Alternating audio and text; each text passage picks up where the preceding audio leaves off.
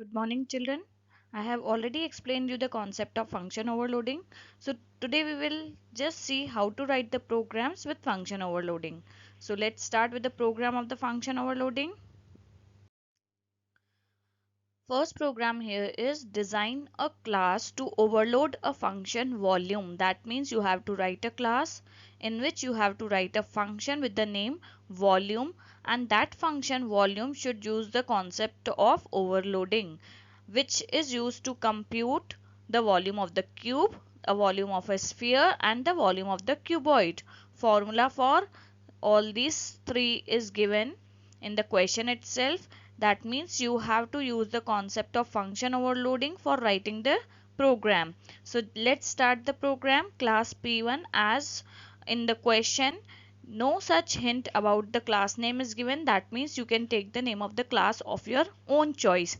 But in the question the function's name which we have to overload is given. The function's name is volume. That means you have to write three functions with the same name volume, because this is the concept of function overloading. All the functions should have same name but different signatures.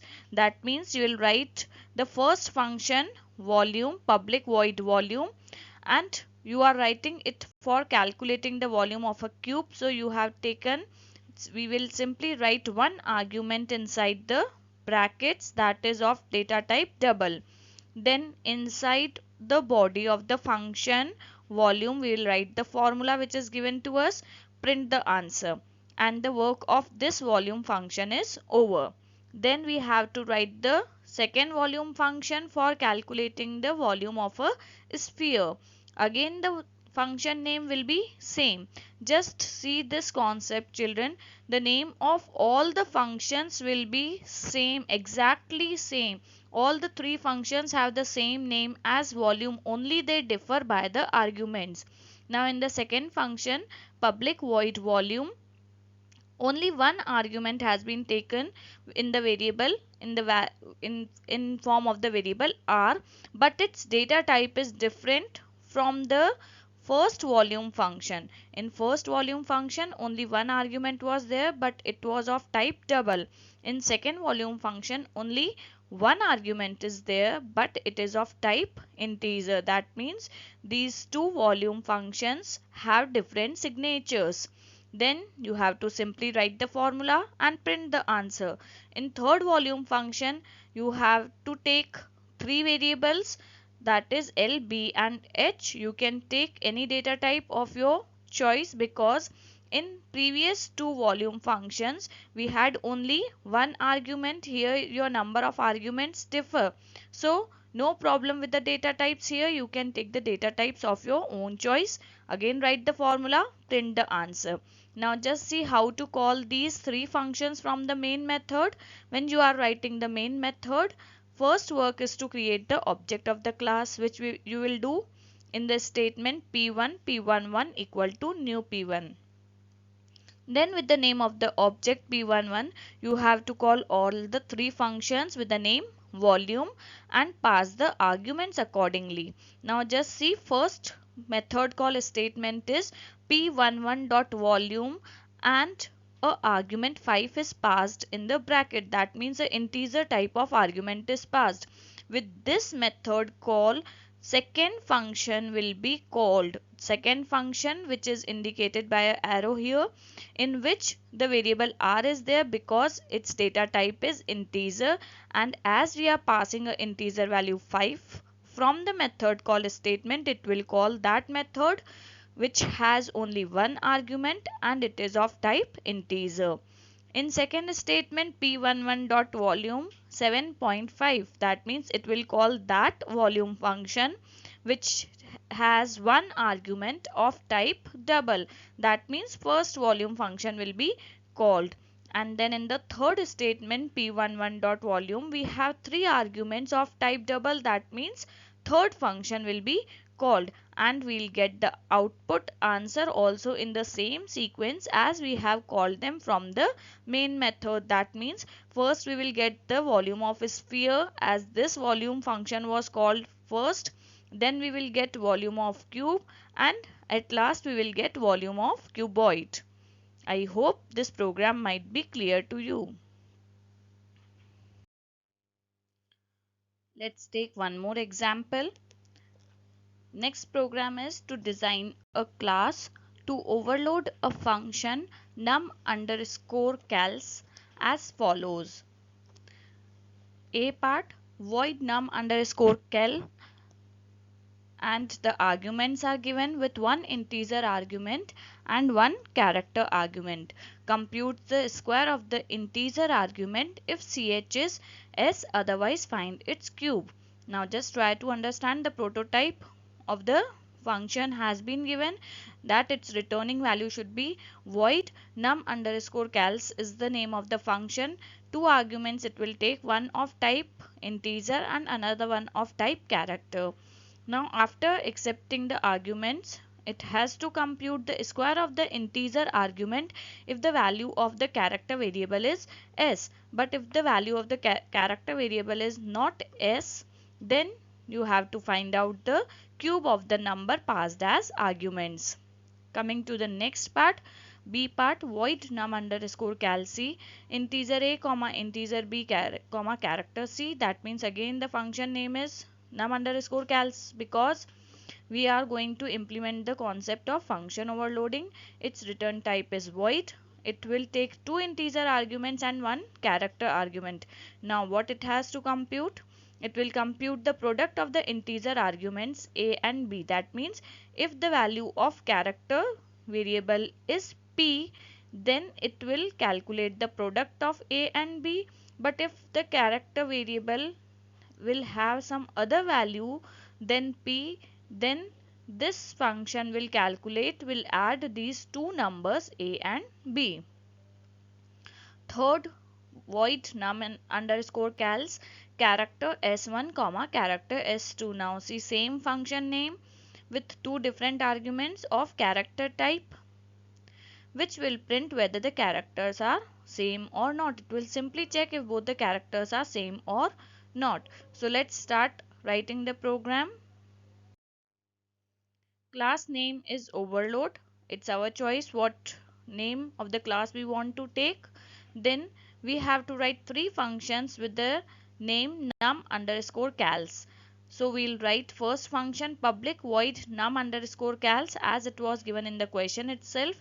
It will take two arguments, one of integer type, another of character type, and even the variable names were given in the question. So we'll take the same names of the variable as given in the question. Integer variable will have the name of num and character variable with the ch. Now what work we have to do? We have to simply check if the character variable has a value of s or not. If the character variable has the value of s, then we have to compute the square of the integer number passed as argument. Otherwise we have to calculate the cube of the integer number passed as argument. So coming in the body of the function, if ch is equals to s. Now see, I have written this s in single quotes because the ch is of character type. So when the ch value will be passed as s, then it will calculate the square of the number, will store it in the variable n1. Otherwise it will calculate the cube of the number and will store it in the n1 and then will print the result. Coming to the next function, in the same way we have to write the prototype as it was given in the question. Public void num underscore cals integer a comma integer b comma character c, the same data type, same variable name. But what we have to do here, we have to check if the value of ch is equals to p, then product of the numbers is to be done. So in the body we'll simply check if ch is equals to p. Again single quotes are used as we are working on a character. If the value of ch is p, in n2 we are storing the result, so it will calculate the product of the number, else it will calculate the addition of these two numbers and will print the answer. Then coming to the third function with the same name num underscore cals but different arguments, character s1 comma character s2. It has to check whether both the characters are same or not. So if s1 is equals to s2. Now see, s1 and s2 are variables here, so we'll write them as it is without using single quotes.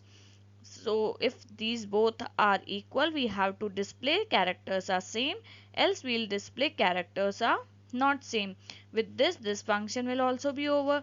Now from the main method, first we will create the object of the class.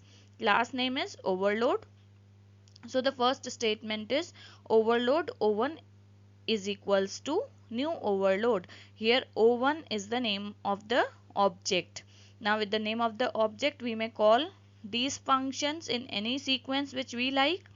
First method call is o1.num underscore cals a comma capital A. Now see, both are written in single quotes. That means both are of character type.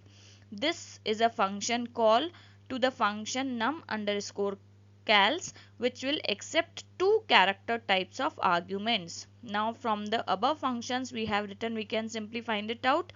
The last function was there which is accepting two values of character type. That means this is a call to the last function num underscore cals, which is comparing two character variables. Then next method call is o1.num cals 4 comma 2 comma p is passed as character because it is written in single quotes. That means that function num underscore cals will be called in which there are two integer arguments, because we are passing two integer arguments here, 4 and 2, and one character argument. We can see second function was there in which there are two integer arguments and one character argument. Then third function o1 dot num underscore cals is called with one integer argument and one character argument. That means the first function is called at the last, and the sequence in which we have called the functions in the main method, in the same sequence we'll get the output. That means we are going to get the output of the third function first, then for the second function, and at last for the first function. Now I hope these functions and the concept of function overloading, how to write the programs with the function overloading, might be very clear to you. Children, just go through these two programs very well until and unless you understand them very well. Just go through the concepts and then try to do some questions which I have prepared and I am giving it to you. Just note down these questions and write the programs in the same manner as we have done in the previous slides, so that you can do it and you can simply find out. If you do have systems at your home, please run it so that you can check if you are getting the answers correctly or not.